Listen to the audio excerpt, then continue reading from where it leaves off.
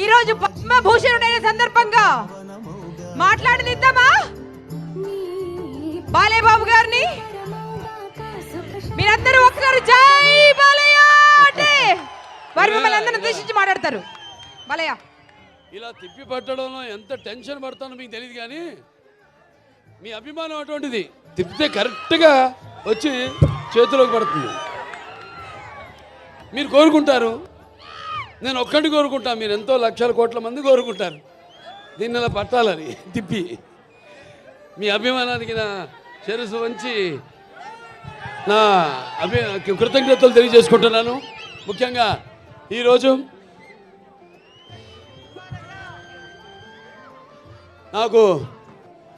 నన్ను ఈ పద్మభూషణ్ వరించిన సందర్భంగా ఇక్కడ హిందూపురంలో ఈ పౌర సన్మానం చేస్తున్నందుకు, అంటే ఒక రకంగా నాకు రెండో పుట్టినిల్లు హిందూపురం, మా నందమూరి వంశానికి. హిందూపురం అంటే నందమూరి పురం. ఇక్కడ జరుపుకోవడం ఉన్నది ఒకటి. ముఖ్యంగా ఇక్కడ కార్యకర్తలు ప్రతి ఒక్కరు, అంటే 10 లక్షల వాళ్ళు వెచ్చించిన వాళ్ళు ఉన్నారు ఈ యొక్క కార్యక్రమం కోసం. అలాగే 5 లక్షలు ఇచ్చిన వాళ్ళు ఉన్నారు, 1 లక్ష రూపాయలు ఇచ్చిన వాళ్ళు ఉన్నారు, అలాగే 50,000 ఇచ్చిన వాళ్ళు ఉన్నారు, 10,000 ఇచ్చిన వాళ్ళు ఉన్నారు, 1000 రూపాయలు ఇచ్చిన వాళ్ళు ఉన్నారు, అలాగే ఒక 50 రూపాయలు కూడా ఇచ్చిన వాళ్ళు ఉన్నారు. అందరికీ ఈ కార్యక్రమాన్ని ఇంత ఘన విజయం చేయడానికి వ్యయ ప్రయాసాలు కోర్చి ఈ కార్యక్రమాన్ని ఇంత అద్భుతంగా, మా సినిమా కార్యక్రమం కంటే కూడా ఎంతో అద్భుతంగా నిజంగా చెప్పాలి. ఎందుకంటే ఇది మీరు జరుపుకుంటున్న పండుగ. అది నేను ఒక సంధానకర్తని భగవంతుడికి. మీకు నాకు పద్మభూషణ్ రావడం అన్నది అది మరి మీరందరూ కూడా దాన్ని మీ సొంతంగా భావించి, ఎలాగైతే నందమూరి నాన్నగారు తర్వాత అన్నయ్య హరిష్ గారి తర్వాత నన్ను ఇక్కడ మీ వాడిగా, మీలో ఒకటిగా, మీ గుండెల్లో నాకు మీకంటే కూడా చెప్తాను, నా సంగతికి వస్తాను, నా గుండెల్లో సుస్థిరమైన శాశ్వతమైన స్థానాన్ని మీరందరూ ఏర్పరచుకున్నందుకు మీ అందరికీ, నా హిందూపురం కుటుంబ సభ్యులందరికీ, హిందూపురం పుర ప్రముఖులకి, అలాగే హిందూపురం ప్రజానికానికి, అలాగే నా అభిమానులకి, కళాభిమానులకి, కళా పోషకులకి, అలాగే పాత్రికేయులకు, ప్రతి ఒక్కరు కూడా నా హృదయపూర్వక ధన్యవాదాలు తెలియజేసుకుంటున్నాను. అది నా పూర్వజన్మ సుకృతంగా భావిస్తున్నాను. భూషలు గాబు భూరి మేయంగత తార హారముల్ భూషిత కేశ మృదు పుష్ప సుగంధ భూషలు గాబు భూరి మయాంగత తారముల్ భూషిత కేశ మృదు పుష్ప సుగంధ జలాభిషేకములు భూషలు గాబు భూషములిచ్చు పవిత్ర వాగ్భూషణమే భూషణము భూషణములు నశించు నన్నీయున్ అన్నారు. అంటే ఒక పద్మభూషణ్ ఇక్కడ ఎంతమంది నా శాసన మండలి శాసనసభ సభ్యులైతేనేమి, శాసన మండలి సభ్యులైతేనేమి, అలాగే లోకసభ సభ్యులైతేనేమి, రాజ్యసభ సభ్యులైతేనేమి, నా అందరున్నారు నా సహచర. అంటే వాళ్ళందరూ పలికిన ప్రతి మాట, అంటే మీ అందరూ మాట్లాడినట్టే మేమంతా మీ ప్రతినిధులం, మీ సేవకులం. రామరాజ్యంలో డైలాగ్ ఉంది, ముందు ప్రజల్ని సేవించడం అని, ఆ తర్వాతే రాజు అని. సో మీ అందరికీ ఒక్కొక్కరికి మీరు మాట్లాడిన భూషలు కావన్నాను, నా భూషణములు ఏవైతే ఉన్నాయో అవి ప్రతి ఒక్కరు ఇక్కడ విచ్చేసిన ప్రతి ఒక్కరు కూడా ఈ స్టేజ్ మీదకి వచ్చి మాట్లాడినట్టుగా నేను భావించుకుంటూ, మరి ముందుగా నాకు ధన్యమైన జన్మనిచ్చి నన్ను మీ అందరి గుండెల్లో ఆ మహానుభావుడికి స్వరూపంగా నిలిపినందుకు మరి దైవాంశ సంబుద్ధుడు, విశ్వానికి విశ్వ నట రూపం ఎలా ఉంటుందో చూపించిన కారణ జన్ముడు, నా తండ్రి గురువు దైవమైన విశ్వవిఖ్యాత నట సార్వభౌమ పద్మశ్రీ డాక్టర్ నందమూరి తారక రామారావు గారికి ఈ సభాముఖంగా ఆయన్ని స్మరించుకుంటూ, వాగర్తావు సంపర్తో వాగర్త పతిపతే జగతో పితరం ఉందే భారతీ పరమేశ్వరరావు అంటారు. అంటే శివ పార్వతులతో పోలుస్తారు. నా గాయత్ర పరమంత్రం నమతు పరదేవత నా హరే పరతస్త్రాత నానృతాత్ పాతకం పరం యస్మాత్ పార్థివదేహ ప్రాతుర్పద భుక్తి యస్మాత్ పార్థివదేహ ప్రాతుపుత్రుని భగవతి గురుణ సంతృ మాంసి సహస్రం తస్మై సర్వజ్ఞ మూర్తి పిత్రే. సో ముందుగా పుణ్య దంపతులకు వాళ్ళ బిడ్డగా నన్ను పుట్టించినందుకు ఆ భగవంతుడికి నాకు కృతజ్ఞతలు తెలియజేసుకుంటూ, మరి వాళ్ళ పద్మభూషణ్ చాలామంది అన్నారు చాలా ఆలస్యంగా ఇచ్చారు మీకు అని. నేనన్నా కాదు సరైన సమయంలోనే ఇచ్చారు, అంత దైవలిఖితం. ఏది జరిగినా నా జీవితాలు అన్నీ కూడా సంఘటనలు కూడా అలాగే జరిగినాయి. నేను అటు cancer Basavataraka Indo American cancer hospital research institute chairman అయితేనేమి, లేకపోతే ఇటు ఒక శ్రీరామరాజ్యంలో రాముడిగా వేయడం ఏంటి, వేషం వేయడం ఏంటి, అలా ప్రతిదీ నా జీవితంలో ఎంతో సారూప్యం. నా నిజ జీవితంలో సంఘటనలకి నేను సినిమాలు చేసిన పాత్రలకి ఎంతో సారూప్యం అలా కలిసి వచ్చింది నాకు. నేనన్నా లేదు ఇదే సరైన సమయం, ఎందుకంటే నాన్నగారిదేమో శత జయంతి జరుపుకున్నాం, ఆ తర్వాత నాకు వచ్చింది.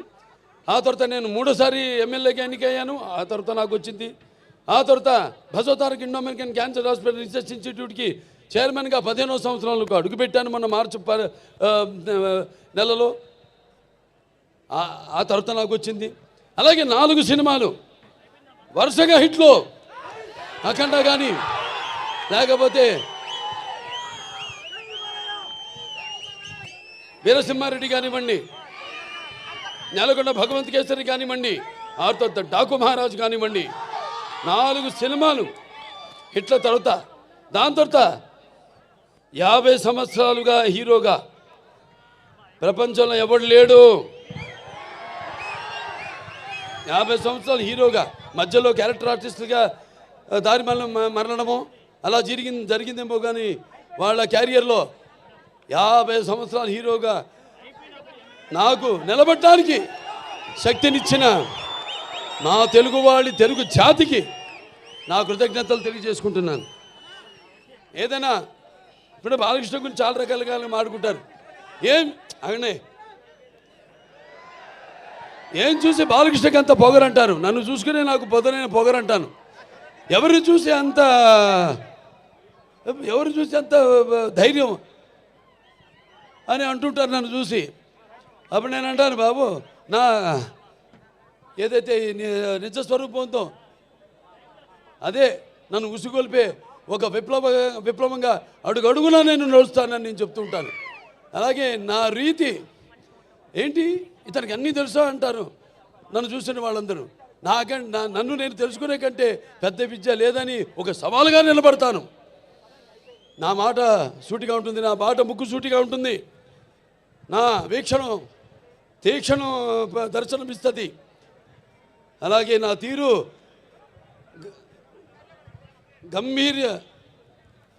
ఒక గాంభీర్య రూపంగా వెలుగుతూ ఉంటుంది.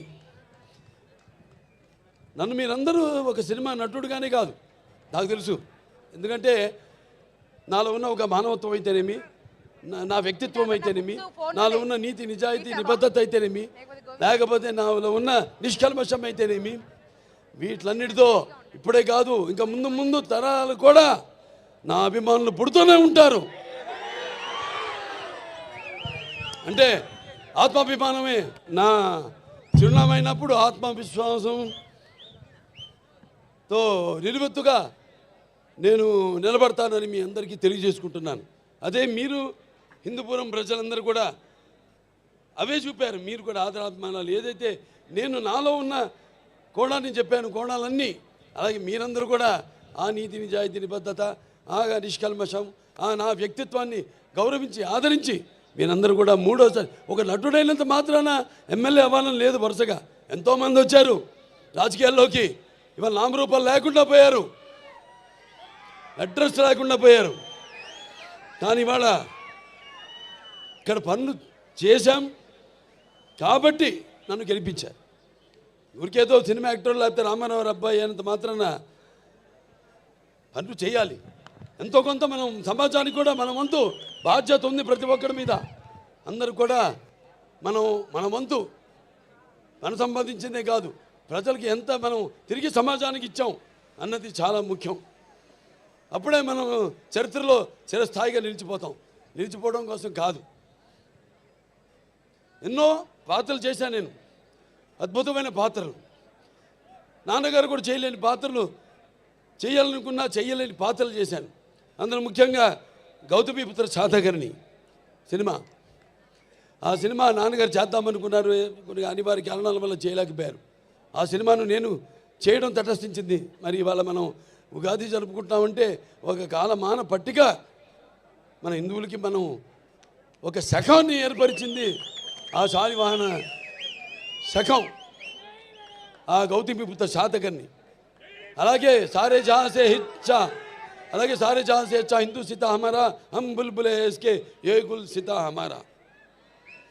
ఇక్కడ ఒక సర్వమత సౌభ్రాతృత్వానికి, రక్తానికి జాతి లేదు, మాంసానికి మతం లేదు, చర్మానికి కులం లేదు అని చెప్పడానికి ఒక నిదర్శనం, ఒక ఆదర్శం మన హిందూపురం.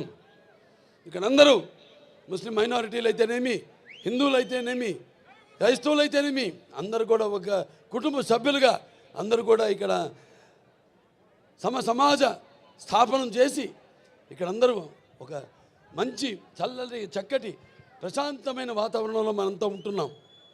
అది మన హిందూపురం ఒక గొప్పతనం.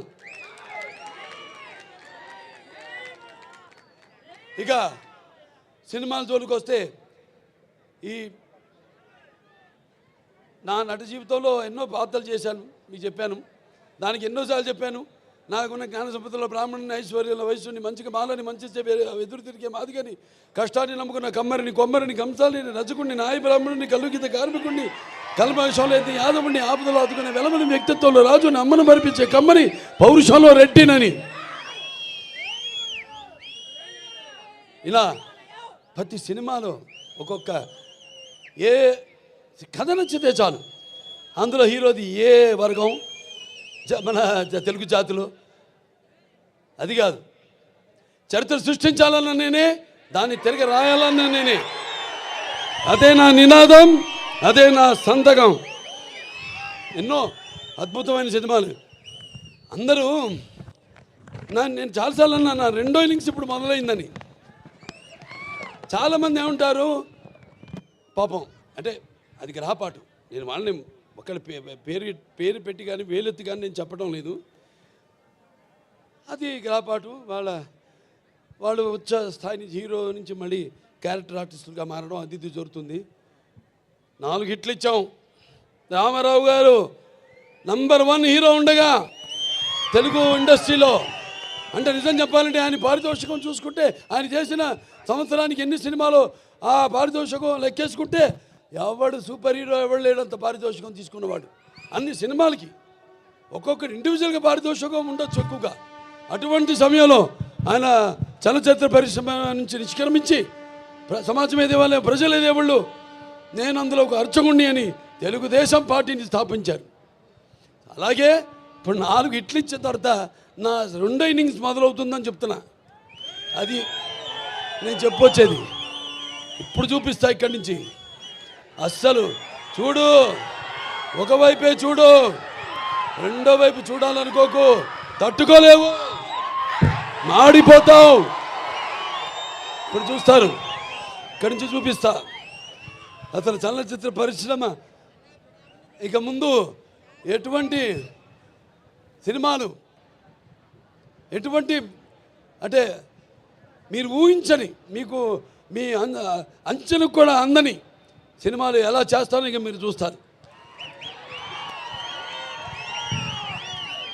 అంటే ఇదంతా ఒక సినిమాలు చేసేయాలి ఎక్కువని కాదు, లేకపోతే నాకు వయసు అయిపోతుందని కాదు. ఆలోచనలు బాగా వేడివేడిగా ఉన్నప్పుడే పంచపక్ష పరమన్న పుట్టించాలి. మన అందరూ అన్నారు పంచకట్టలో ఎన్టీ రామారావు గారిని గుర్తు చేశారు మన పద్మభూషణ్ అని. దాంట్లో మన మంచి పద్యం ఉంది, శ్రీనారాయణ గారు రాశారు. దాంట్లో మరి పంచపక్ష పరమాన్నం ఉన్నా మన ఆంధ్ర ఏమంటే మనం గోంగూర పచ్చడి కోసం గుటకలేవాడు, గోంగూర పచ్చడి కోసం గుటకలేవాడు, అదే కండువాలు వెళ్ళింది గడపైన దాటని వాడు ఎవడయ్యా వాడు తెలుగువాడు ఇంకెవ్వడు మన ఇంటి వాడు అని. అలాగే మన భాష ఇందాక చాలామంది చెప్పారు డైలాగులని. మరి తెలుగు తేల ఎన్న దేశము తెలుగు ఏన తెలుగు వల్ల బుండ తెలుగు కండ ఎల్ల నృపులు కలిపి ఎరుగవే భాషాడి దేశ భాషలందు తెలుగు లెస్స. మరి మన భాషని మనం ఏమంటాం, బయట వాళ్ళు అంటారు ఇటాలియన్ ఆఫ్ ద ఈస్ట్ అని. మరి అటువంటి భాష మంది. ఆ భాషలో తెలుగు జాతిలో మనం పుట్టడం మన పూర్వజన్మ సుకృతం, మనందరం కనపడాలి. అలాగే తెలుగు భాష కూడా మనం మాట్లాడుతున్నందుకు మనం ఎంతో ఆనందించాలి. సో అటువంటి ఈ యొక్క పద్మభూషణ్ సరే నాకు కోరిక తీరుతుంది, అది నాకు కూడా తెలుసు. ఎందుకంటే సమాజంలో ఎన్నో సంస్కరణలు తెచ్చారు చాలామంది, నేను కాదన్ను. సమాజంలో చాలామంది ఎన్నో సంస్కరణలు తెచ్చారు, కానీ అవి కథల వరకు లేకపోతే పుస్తకాల వరకు లేకపోతే అవి నెరవేరకుండా ఉండే ఎన్నో సంస్కరణ కోసం ప్రయత్నించడం జరిగింది. కానీ ఒక ఎన్టీఆర్, నేను చెప్పాను ఎన్టీఆర్ అంటే కేవలం నందమూరి తారక రామారావు గారు కాదు. ఎన్ అంటే నటనాలయం, ఇల్లే ఒక నటనాలయం. టీ అంటే తారమండలంలోని తారక ధ్రువక తారకుడు. ఆర్ అంటే రారాజు రాజర్షి రాజకీయ దురంధరుడు రమణీయ రమ్య గమనీయ సౌమ్య గుణధాముడు ఎన్టీఆర్ అని. మరి ఆయన నిరుపేదలకు అట్టడుగున దారిద్ర రేఖ దిగువ ఉన్న వారందరికీ కనీస అవసరాలైన గూడు గుడ్డ ఇచ్చిన ఒక మహానుభావుడు నందమూరి తారక రామారావు గారు. సరే, ఆయన బిడ్డగా, ఆయన ఒక ఆర్టిస్ట్గా, ఆయన వారసుడిగా దాన్ని పరంపరను ముందుకు తీసుకెళ్ళడం, అలాగే ప్రజాసేవలోకి ఎమ్మెల్యేగా అయితేనేమి, లేకపోతే బసవంతారక ఇండో అమెరికన్ క్యాన్సర్ హాస్పిటల్ అయితేనేమి, లేకపోతే నా ఎన్బికే ట్రస్ట్ ద్వారా అయితేనేమి, నేను ఒక్కడనే కాదు, భావస్తురాణి జన్మాంతర సహృదాణి అన్నాడు మహాకవి కాళిదాసు. అంటే పూర్వజన్మలో మనకున్న పరిచయంతో ఈ జన్మలో ఒకరిద్దరిని మనం పొందగలుగుతాం ఆ వాసనతో. కానీ ఎన్ని వేల లక్షల కోట్ల మంది అభిమానులు పొందడం అంటే అది మరి ఏ రుణానుబంధమో, ఏ జన్మల అనుబంధమో, ఏ విడదీయలేని అనుబంధమో కదా అని నాకు అనిపిస్తూ ఉంటుంది. మరి వాళ్ళ నా అభిమానులు కూడా ఎంతోమంది సోషల్ మీడియా ద్వారా నేను చేస్తున్న కార్యక్రమాలు అయితేనేమి మంచికి, సోషల్ మీడియాని మంచిగా దాన్ని వాడుకుంటూ ఆ మాధ్యమాన్ని ప్రజల్లో ఒక చైతన్యం తీసుకొస్తున్నారు.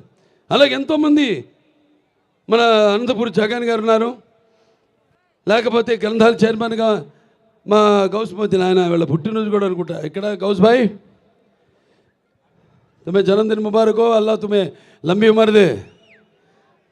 అలాగే ఇంకా చాలామంది ఉన్నారు, మోతీలాల్ గారు ఉన్నారు, కర్నూలు ఫ్యాన్స్, క్యాన్సర్ పేషెంట్స్, ఈ బ్లడ్ క్యాన్సర్ థాలసీమియా చిన్నపిల్లలకి వాళ్ళందరూ కూడా సేవలు అందిస్తున్నారు. సో అది వాళ్ళందరూ నాకు అభిమానులను చెప్పుకోవడానికి నాకెంతో గర్వంగా ఉంది, నా వారసులను చెప్పుకోవడానికి నాకు గర్వంగా ఉంది. అంటే నేను చెప్పాను నా ఇక తరతరాలుగా నా అభిమానులు పుడుతూనే ఉంటారు అని. ఈ కార్యక్రమాలు మేమందరం కూడా ఇలాగే కొనసాగిస్తాము, అలాగే ఈ యొక్క పరంపరను అలాగే కొనసాగిస్తాం. ఈ సేవా కార్యక్రమాలన్నింటినీ కూడా నాదొకటే, అది కూడా నేను చెప్పాను ఇందాక జరిగి తీరుతుందని. రామారావు గురించి మాట్లాడినప్పుడు ఆయనకి భారతరత్న, అది ప్రతి తెలుగువాడి కోరిక. ఆయనకి భారతరత్న ఇచ్చి వారికి ముందుగా నా కృతజ్ఞతలు తెలియజేసుకుంటూ నాకు పద్మభూషణ్ ఇచ్చినందుకు, నా కార్యక్రమాలు కానీ ఆర్టిస్ట్గా ఇచ్చారు పద్మభూషణ్. సరే, సంతోషం. కానీ రామారావు గారికి భారతరత్న ఇచ్చినప్పుడే వాళ్ళని గౌరవించుకున్నట్టని కేంద్ర ప్రభుత్వానికి తెలియజేసుకుంటూ ఇక ముందు అతి త్వరిగతిలోనే రామారావు గారికి భారతరత్న ఇచ్చి తీరాలన్నది ప్రతి తెలుగువాడి కోరిక. మరి ఎన్నో సినిమాలు చేయడానికి నన్ను సాహసించి నా మీద నమ్మకంతో అటు నా నిర్మాతలైతేనేమి, లేకపోతే నా దర్శకులైతేనేమి, అలాగే సినిమాకి పనిచేసిన ప్రతి సాంకేతిక నిపుణులైతేనేమి, లేకపోతే పంపిణీదారులు అయితేనేమి, అందరూ కూడా కష్టపడటం వల్లే, అంటే కృషితో నాస్తి దుర్భిక్షం, సమిష్టి కృషి, వీళ్ళందరూ కృషితోనే ఈరోజు ఎన్ని విజయాలు నేను సాధించగలిగాను. అంటే నా అభిమానులు ఉన్నారు, నా విజయాలకు వాళ్ళు ఎప్పుడు కృంగిపోలేదు. నా విజయాలకు సరే, ఇక నా విజయాలు మామూలు విజయాలు కావు, దబిడి దిబిడే. ఇవాళకి ఒక నరసింహనాయుడు ఉంది, సమరసింహారెడ్డి ఉందంటే ఇప్పుడు కూడా భారతదేశపు చలనచిత్ర పరిశ్రమలో ఏ చిత్రాలు కూడా ఆ రికార్డులను ఇప్పుడు దాకా దగ్గరికి కూడా రాలేదు. అది మన చరిత్ర. మనం ఏంటంటే ఎప్పుడు కొత్తదనం ఆస్వాదిస్తాం. కొత్తదనాన్ని అది నాన్నగారి నుంచి కూడా అది జరుగుతూనే ఉంది. ఆయన ముందు ధైర్యం చేసేవారు. ఎందుకంటే మనం ప్రతిరోజు వాడే నిత్యావసర వస్తువులం, ఆర్టిస్ట్ అన్న వాళ్ళం. మరి మేము ఒక కొత్త మార్కెట్ చూస్తున్నాం, ఎంత కాంపిటీషన్ ఉందో. కాంపిటీషన్ అంటే మా ఆలోచనల కాంపిటీషన్ కాదు. వేరే వాళ్ళకైతే వాళ్ళ భుక్తికి లేకపోతే వాళ్ళ ఉనికికి ఒక కాంపిటీషన్. మాకు మీరుండగా నా కాంపిటీషన్ ఏంటి? నేను ఎప్పుడు అందిస్తూనే ఉంటాను, నాన్నగారి నుంచి కూడా. వాటి మీరు ఆదరిస్తూనే ఉంటారు. ఇవాళ మన తెలుగు చలనచిత్ర పరిశ్రమ కూడా ఇవాళ పాన్ ఇండియా లెవెల్లో ఇవాళ మనకి మంచి గుర్తింపు తీసుకొచ్చారు చాలామంది. వాళ్ళందరూ కూడా ఒక కళాకారుడిగా, ఎందుకంటే ఇది కళలకి నాకు ఇచ్చిన అవార్డు కాబట్టి పద్మభూషణ్, వాళ్ళందరూ కూడా వాళ్ళు అందించిన సేవలకు కూడా నా కృతజ్ఞతలు తెలియజేసుకుంటూ మరొకసారి ఇక ఎన్నో కార్యక్రమాలు ఉన్నాయి, ఇంకా అభివృద్ధి చేయాల్సినవి. వచ్చిన సంవత్సరం లోపే 50 కోట్లు పెట్టి ప్రతి ఊళ్ళో కూడా తార్ రోడ్డు, అలా సీసీ రోడ్లు, డ్రైనేజీలు వేయడం, నిర్మించడం జరిగింది. ఈ ఎంజిఎం గ్రౌండ్ కూడా 2,20,00,000 రూపాయలు ఇండోర్ స్టేడియంకి శాంక్షన్ చేయడం జరిగింది. అతి త్వరలోనే దాన్ని కూడా పూర్తి చేస్తాం. ఇంకా ఎన్నో ఇక్కడ మన హిందూపూర్ టౌన్లో కూడా ఒక 92,50,00,000 రూపాయలు సీసీ రోడ్లు, వీటన్నిటిని కూడా ఇక చాలా ఉన్నాయి. ఇది అవన్నీ మాట్లాడుకోవాల్సిన విషయాలు కాదు. అయినా ఇంకా చాలా ఉంది చేయడానికి ఇక్కడ అని చెప్పడానికి యువతరానికి ప్రతినిధులు, నవతరానికి నాయకులు, భావితరానికి భారతదేశ మహాశక్తి మీ అందరూ కూడా పరిశ్రమలు తెచ్చి, నేను ఎందుకు అంటానంటే ఈ మాట, మీకు ఉపాధి కల్పించాలి. మీకు ఉపాధి కల్పించాలంటే పరిశ్రమలు రావాలి. కాబట్టి వీటన్నిటి మీద దృష్టి కేంద్రీకరించి అతి త్వరలో హిందూపురాన్ని మన రాష్ట్రంలోనే నంబర్ 1 నియోజకవర్గంగా తీర్చిదిద్దుతామని ఈ సభాముఖంగా తెలియజేసుకుంటూ, మరొకసారి నా సినిమాలన్నింటిని ఆదరించి మరి నన్ను ఇంత గుర్తింపు నాకు తీసుకొచ్చి ఈ స్థాయికి నన్ను పెంచిన నా